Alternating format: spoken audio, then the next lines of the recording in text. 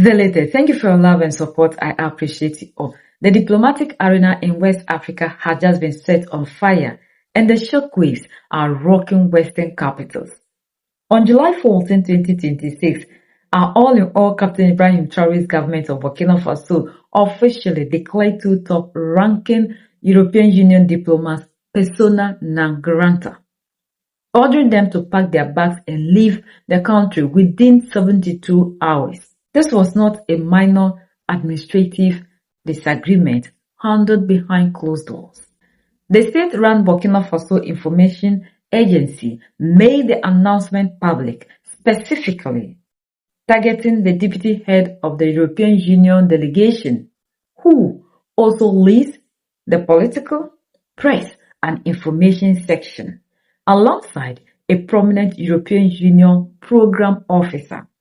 While the state television RTB network broadcasted the decision without listing explicit justifications, anyone paying attention knows this is a massive calculated move to systematically dismantle Western influence in the region.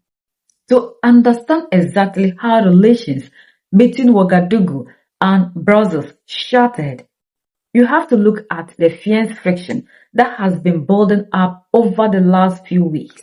The fuse was lit on June 18, 2026, when the European Parliament in Brussels adopted a highly critical resolution titled, quote, Persistence of the Crackdown on Civic Space and Fundamental Freedoms in Burkina Faso, end of quote, passing by an overwhelming majority of 476 votes to 11. The European Union formally accused the military administration led by our all-in-all Captain Ibrahim Traore of carrying out systematic campaigns of arbitrary detentions, enforced disappearance, and forcing independent journalists, activists, and political opponents into frontline military units. On top of that, the European Union openly expressed deep panic over Burkina Faso's visible pivot towards new international security alliances, most notably with Russia, following the forced exit of Western military forces. The response from Ouagadougou was immediate, public, and fierce. On June 22, 2026, Burkina Faso Minister of Foreign Affairs, Karamoko Jean-Marie Traore, formally summoned the head of the European Union delegation to express the administration's total disapproval.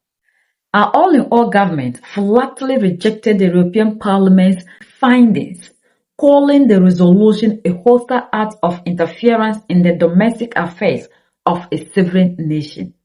Burkinabe officials went a step further, publicly alleging that the document was heavily engineered by French networks seeking to advance neo-colonial ambitions under the guise of human rights advocacy. For our all-in-all leadership, the European Union's critique was not a diplomatic warning. It was a direct challenge to their state authority during a time of active war against insurgent groups. This swift expulsion of European Union personnel is part of a much larger aggressive realignment of foreign policy across the entire region. The breakup with Brussels closely follows a total messy split with France.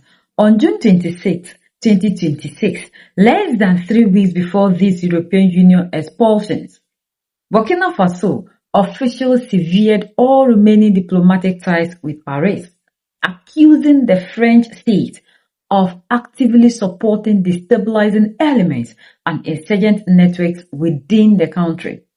By early July, the French Foreign Ministry confirmed that its entire remaining diplomatic staff had been evacuated from the capital, signaling the formal, permanent end of France's post-colonial presence. The severing of ties with European powers reflects an absolute doctrine that the Burkinabe all-in-all Captain Ibrahim Traore government has pursued since late 2022. The rule is simple. International partnerships are strictly contingent upon absolute respect for national sovereignty and domestic public structures.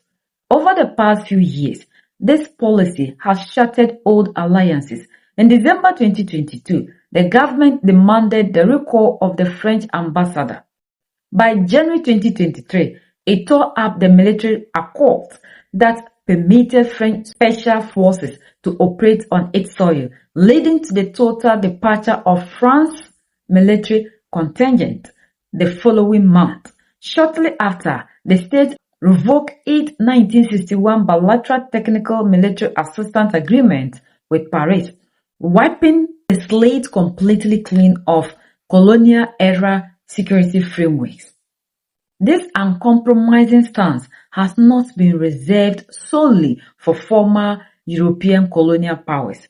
It has also targeted international bodies perceived to be overstepping their mandates. The administration has previously expelled high-ranking United Nations officials following the publication of critical international reports regarding domestic security policies. The latest measures against European Union delegation reinforce a clear political reality. The Burkina state is entirely willing to incur the heavy diplomatic and financial costs of isolating traditional Western partners if their actions are viewed as an infringement on international governance. The broader implications of this diplomatic shift are heavily reshaping the security architecture of the entire Sahel. By pushing out European Union representatives and cutting ties with European capitals, Burkina Faso is solidifying its position within the alliance of Sahel states alongside neighboring Mali and Niger.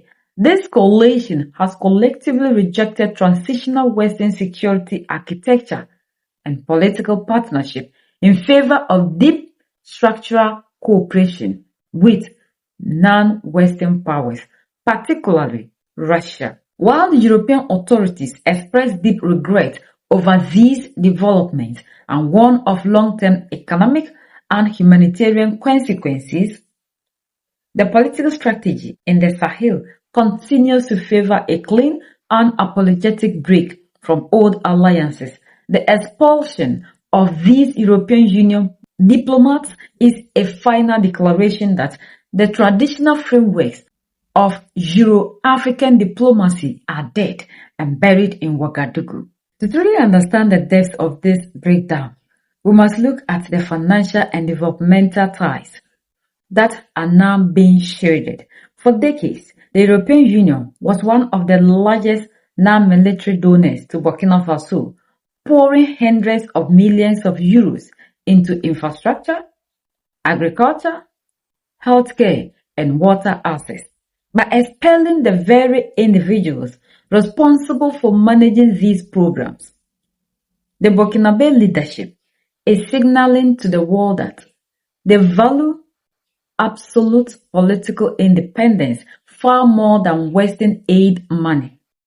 They are operating under the firm belief that Western financial assistance often comes with invisible political strings attached. Strings that are designed to keep African nations dependent on European decisions. This move has also sent shockwaves through neighboring West African states, countries that still maintain close ties with Europe and France, such as Ivory Coast and Benin, are watching these developments with intense anxiety. The complete removal of Western oversight and the rapid entering of alternative security partners like Russia's African cause means the old regional balance of power is completely gone. The Alliance of Sahel States, AES, is creating a completely independent bloc that answers to no one but themselves. They have moved away from the regional body ECOWAS. They have kicked out Western troops, and now they are systematically removing the diplomats who challenge their domestic policies. The European Union now faces a massive dilemma. If they completely cut off funding and isolate Burkina Faso, they risk pushing the nation even further into the hands of global rivals like Russia and China. But if they try to maintain relations, they have to do so on our all-in-all Captain Ibrahim Traore's terms, which means keeping silent about internal security measures, domestic descriptions, and the suppression of Western Bloc civil society groups. Brussels is finding out the hard way that the old methods of using financial leverage to dictate terms to African governments no longer work.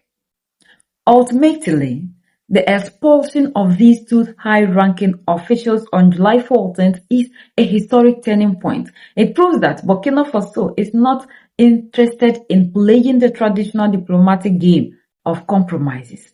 The government of Burkina Faso is drawing a hard line in the sand. You either respect the sovereign authority of the state as it fights for its survival, or you take your diplomats and your programs and leave. As the 72 hours deadline passes, the Western footprint in the Sahel shrinks even further, leaving an open vacuum that is rapidly filled by a new global order.